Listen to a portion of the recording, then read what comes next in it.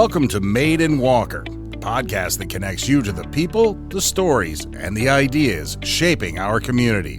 From local innovators to everyday change makers, we're diving deep into what makes Walker a great place to live, work, and grow. Here's your host, Nicole DiDonato. Do you have an idea that you want to bring to life, but you don't have the right kind of tools to make it happen? Well, the Grand River Makerspace is a place to learn, connect, and, of course, use tools, create some pretty unique items as well. And we have Josh and Chris from Grand River Makerspace to join us. Thank you so much for being here. Hey, thanks, Nicole. Yes, and we have a lot of your products here, things that you can make as well. But first, let's just tackle the big question: is to what exactly is a makerspace?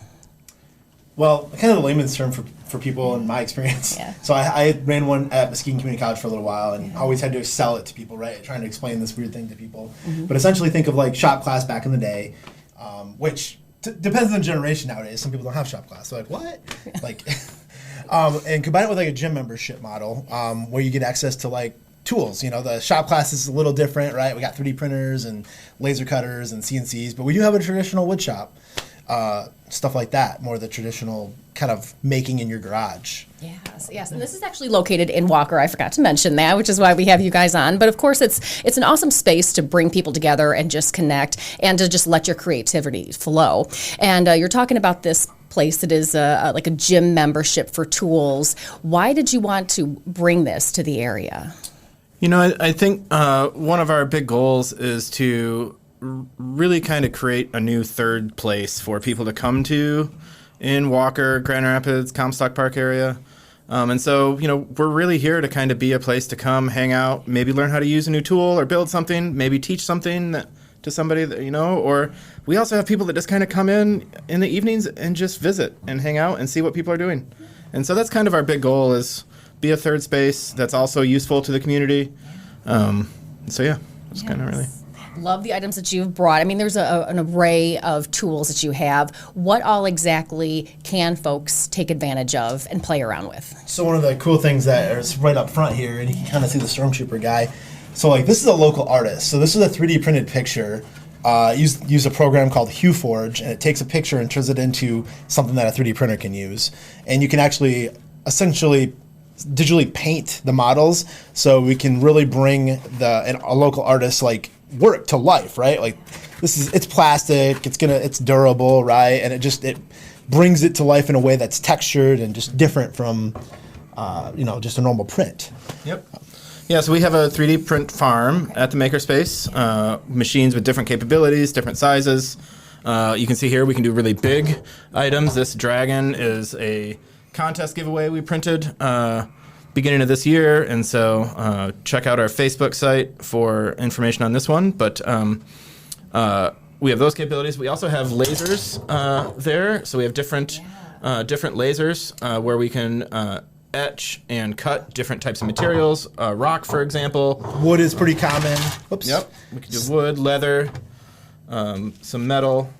So one thing that is common in my experience from like having helped start a makerspace in Muskegon is like entrepreneurship, right? Like I didn't have access to a laser. People don't always have access to 3D printers or different types of printers. Like you might have a 10-inch 3D printer at home, but guess what? You can't make a 5-foot dragon on that. I started laser cutting things to sell on Etsy and craft shows and stuff like that. I've seen kids from 12, start laser engraving businesses out of a makerspace to, people that have full-time jobs. Like there were 2 girls that used to work out of the lab that I ran, and they were architects, right? They had day jobs, but they had this like passion for this art, concrete pottery that they were putting together or whatever.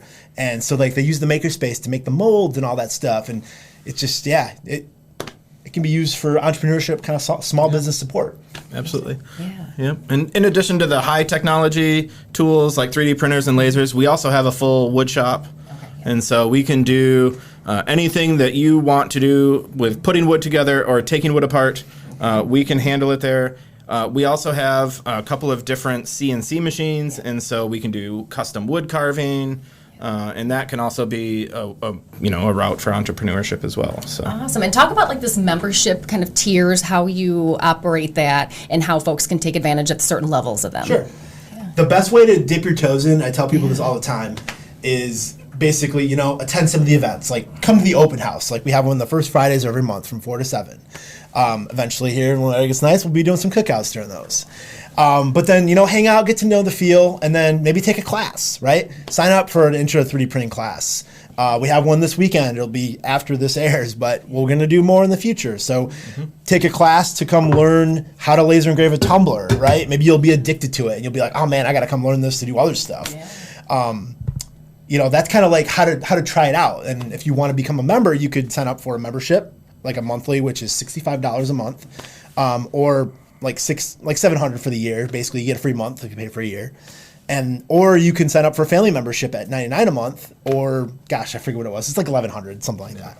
You basically get a free month off of it if you buy the year. But then we also have a punch card system. So some people are like a guy this weekend came in and he had a cutting board he was giving away. That he had made. Oh my gosh, it was so beautiful. I wanted to steal it. But he wanted to engrave something on it to give it away at this silent auction for a hunting kind of wetlands preservation organization he's a part of. And so he just get a punch card and he came in, used it, kind of learned the laser a little bit, and he might be back again to do other projects. So.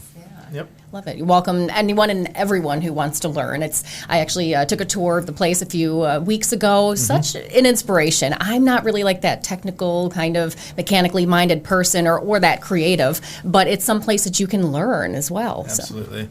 Yeah, we're open Tuesdays, Thursdays, Saturdays, and Sundays. And we also hold open community events too. So we are starting to do an event that we're calling Sunday Crafternoons.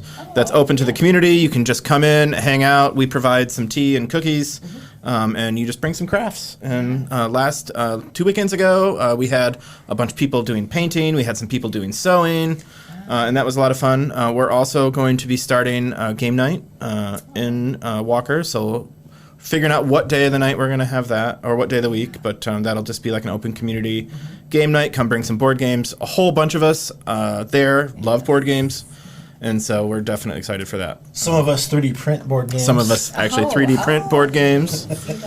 So yeah, come play some Scrabble if you would like. Really cool. Have you always been like this? Is it your day or full-time jobs? Was this something that you were always into and thought we need to get together and make this into something bigger for the community? Like my personal journey, I was like working in a desk job as an engineer, and then like took this role at the college, and I kind of got addicted to it. I went back to a normal job, and I was like, man, looked at my wife, I was like, this is not for me. I'm like, I gotta, so then I started launching my small business stuff, and then I'm like, I saw the transformation that happened in Muskegon, and I'm like, the energy, it's just addicting once you're a part of something like this. It's just addicting. You want to learn the next thing, and then like. Sure.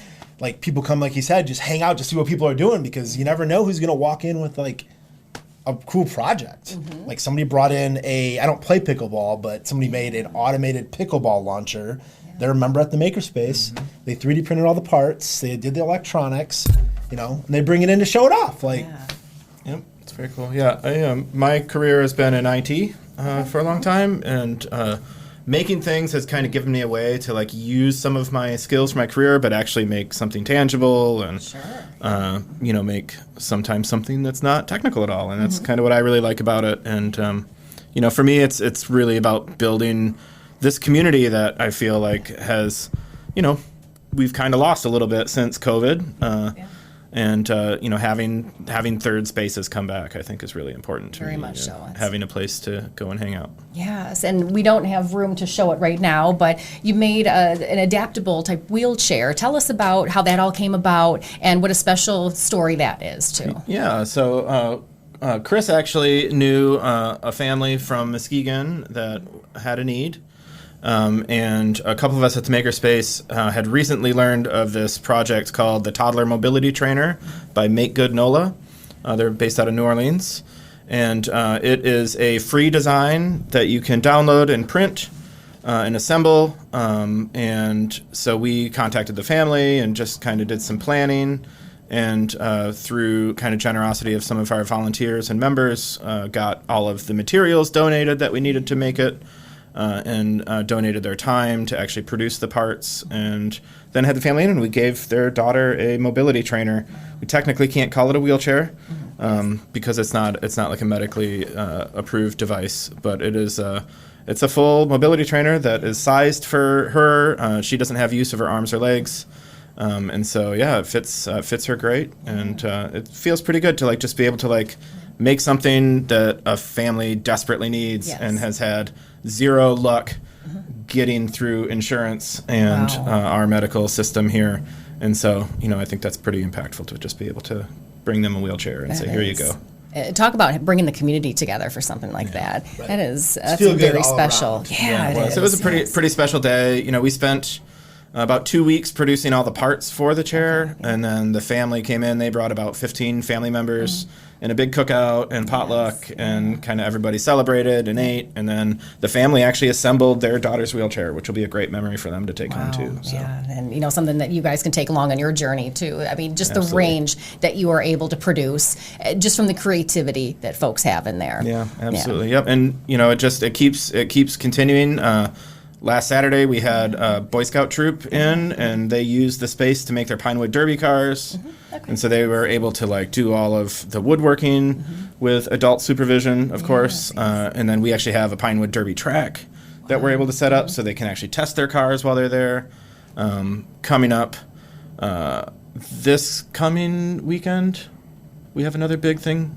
Yes. Yeah, it's just nonstop. We just have events happening every single weekend there.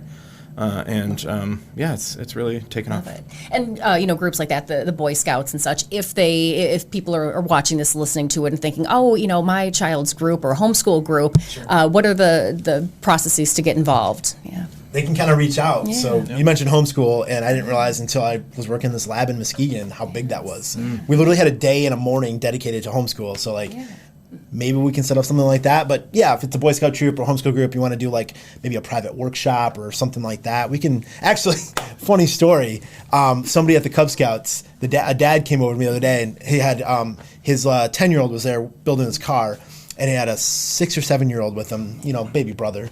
And he was like, would you guys ever think about doing a 3D printing themed birthday party? Wow. He's like, my kid, my 6-year-old really wanted a 3D printer for Christmas. And I was like, he told him like, you're 6, maybe when you're like 10. Yeah. And I was like, we could probably do that. Like we can make some little fun toys for him, stuff like that. So you got an idea, you're like, man, you think you want to do this? You could do this at the Makerspace? Throw it at us, Grand River Makerspace.org, reach out on Facebook. I love that. Yeah. Able to accommodate anyone. Absolutely. So love the creativity. Love that you brought everything for us to see and really get an idea of what you're doing. And I love your mission.